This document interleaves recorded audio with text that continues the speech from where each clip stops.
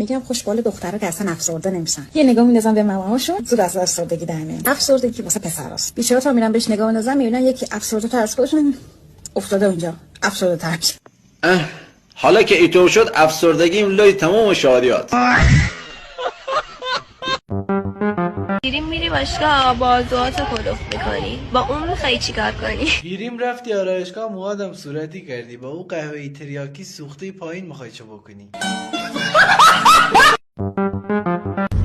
366 ساله دختر خوشگل همیشه چی شاله؟ 222 3 تا 2 داره، پسر خوشتیپ همیشه گوه داره. به چه مراجعه کردی؟ خانم دکتر اوه فکر کنم واشه بزن.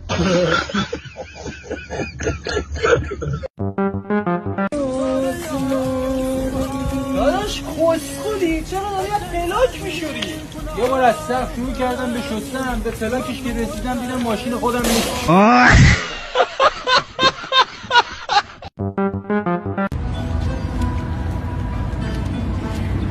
آقا این چند تاست؟ خواهرم من نابینا هم نمیبینم.